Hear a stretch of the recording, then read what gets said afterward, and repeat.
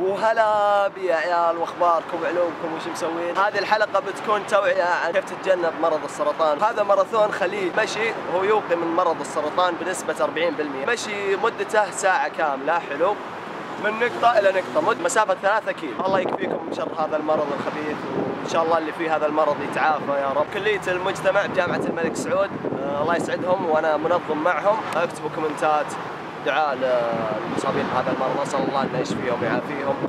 3 2 1 بسم الله على بركة الله. مشي يا شباب، مشي. روح انت يا ابوي بتتعب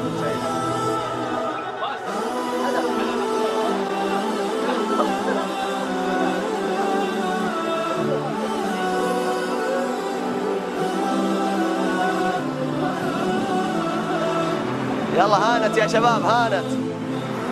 مبروك الفوز، مبروك. السلام عليكم. هانت.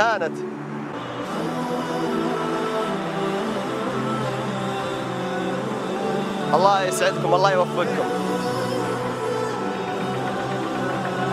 الله لا ما هذا الكلام. ابو داحم يتقدم. لا يا ابو داحم معرك. 3 كيلو. الله يوفق.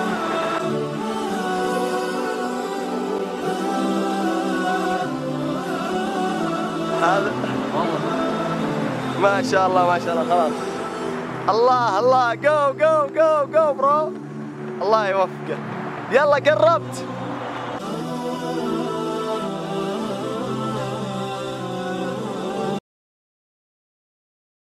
ميتين وثلاثة صفقوا له يا شباب.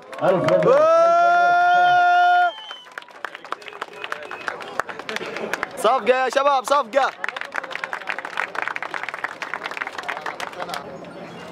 ألف مبروك للركب 104.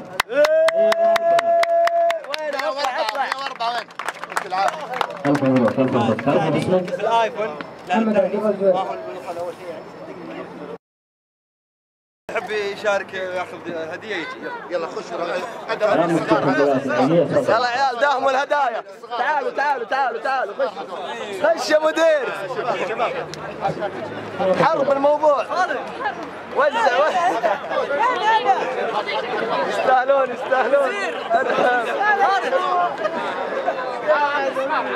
يعطيكم الله خير، يعطيكم العافية يا شباب، ما قصر. ويعطيكم العافية على المشاهدة. إن شاء الله المرات الجاية كلكم تتواجدون في الماراثون. فهذا الماراثون هو زي ما قلنا لكم عبارة عن توعية عن مرض السرطان، وأن الرياضة هي تبعد مرض السرطان بنسبة 40%.